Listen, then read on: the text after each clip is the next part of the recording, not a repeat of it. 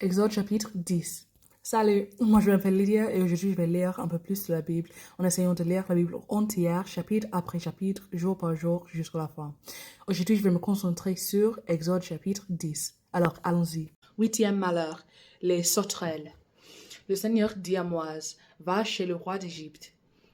C'est moi qui ai fermé le cœur du roi et des gens qui l'entourent. Alors j'ai pu faire des choses extraordinaires au milieu d'eux. Ainsi, tu pourras raconter à tes enfants et aux enfants de leurs enfants ce que j'ai fait aux Égyptiens, les actions extraordinaires que j'ai accomplies dans leur pays. De cette façon, vous saurez que le Seigneur, c'est moi. Moïse et Aaron vont trouver le roi d'Égypte et ils lui disent, voici ce que le Seigneur, le Dieu des Hébreux, te demande. Est-ce que tu vas refuser encore longtemps de m'obéir? Laisse partir mon peuple pour qu'il me serve. Si tu refuses toujours de le laisser partir, demain je ferai venir les sauterelles dans ton pays. Elles couvriront complètement le sol et on ne le verra plus. Les sauterelles mangeront le reste des cultures que la grêle n'a pas détruites. Elles ne laisseront rien sur vos arbres qui poussent dans les champs. Elles rempliront tes palais, les maisons des gens qui t'entourent et celles de tous les Égyptiens. Ce sera un très grand malheur. On n'a jamais vu un malheur aussi grand depuis le temps de vos ancêtres jusqu'à ce jour. Moïse quitte le roi et il sort du palais. Les gens qui entourent le roi lui disent, cet homme va causer notre malheur jusqu'à quand? Laisse donc partir les Israélites pour qu'ils servent le Seigneur leur Dieu. L'Égypte va à sa perte. Tu ne sais donc pas cela? Tu ne sais donc pas cela, oui. On fait revenir Moïse et Aaron près du roi d'Égypte. Celui-ci leur dit, vous pouvez aller servir le Seigneur votre Dieu. Mais qui va partir? Moïse répond, nous partirons tous, enfants et vieillards, hommes et femmes, avec nos moutons, nos chèvres et nos bœufs. En effet, nous devons faire une fête en l'honneur du Seigneur. Le roi d'Égypte leur répond, eh bien, qu'il veille sur vous, votre Seigneur. Vous croyez peut-être que je vais vous laisser partir avec vos familles. Vous avez de mauvaises intentions. Cela ne se passera pas ainsi. Seuls les hommes iront servir le Seigneur, puisque c'est ce que vous voulez. Et on les chasse de chez le roi. Alors le Seigneur dit à Moïse, étends ton bras sur l'Égypte pour faire venir les sauterelles, qu'elles couvrent le pays et mangent toutes les plantes que la grêle a laissées.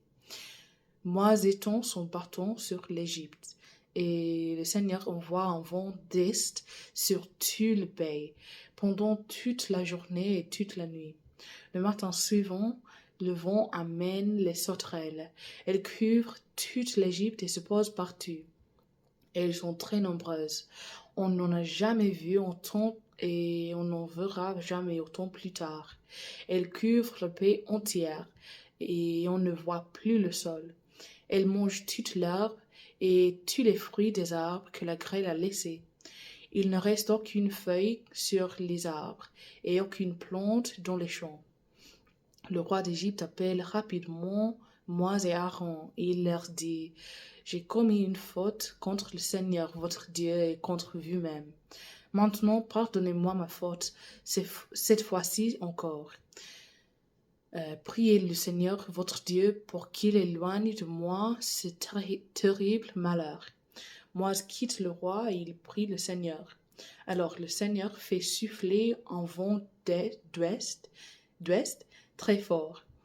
Ce vent emporte les sauterelles et il les repousse vers la mer de Ruisseau. Il ne reste plus une seule sauterelle dans toute l'Égypte.